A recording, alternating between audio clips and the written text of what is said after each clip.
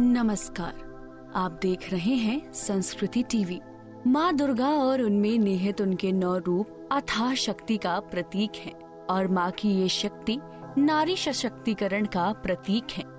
आज की नारी में जहाँ माँ दुर्गा का ममतामयी रूप सजा है, वहीं कुछ कर गुजरने का जोश भी निहित है। आज की नारी सृजन और संहार के दोनों रूपों को अपनाकर सशक्त हुई है। माँ दुर्गा आदि शक्ति है। इनके मुख्यतः 3 गुण हैं: सृजन, पालन और संहार। कभी वो सृजन करती है तो कभी माँ के रूप में पालन करती है और कभी अपने भीतर की शक्ति को जागृत कर महिषासुर जैसे दानवों का संहार करती है।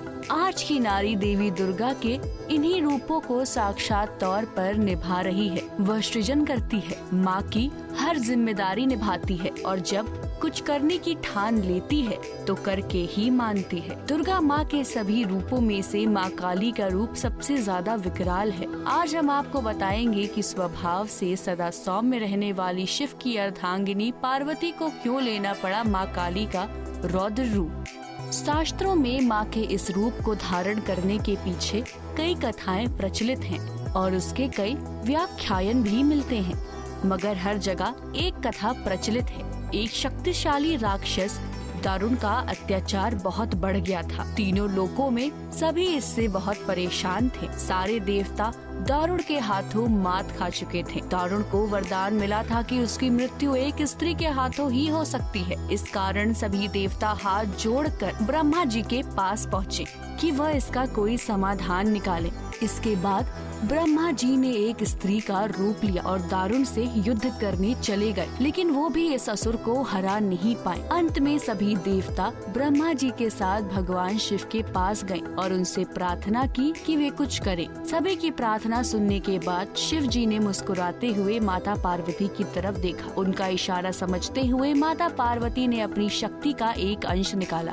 वह एक चमकता हुआ तेज था जो देखते ही देखते भगवान शिव के नीलकंठ से होते हुए उनके शरीर में प्रवेश कर गया। इसके बाद भगवान शिव ने अपनी तीसरी आँख खोली और तीनों लोग थर थर कांपने लगे। भगवान शिव की तीसरी आँख खुलने के बाद वह शक्ति उनकी उस आँख से बाहर निकली, जिसे देखकर वहाँ खड़े सारे देवता घबरा गए।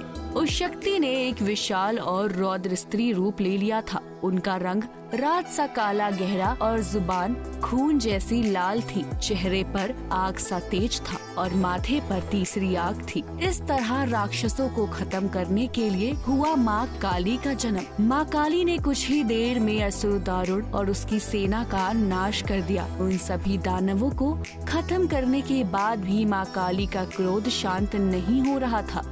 माँ इतनी क्रोधित हो गई थी कि उनका अपनी शक्तियों पे से नियंत्रण खो गया था। समस्त सृष्टि की रक्षा करने के लिए भगवान शिव ने माँ का गुस्सा शांत करने के लिए एक बच्चे का रूप लिया और उनके सामने आ गए। भगवान शिव का बालक रूप देखते ही माँ काली के अंदर से ममता का भाव उत्पन्न हो गया और क्रोध चला गया।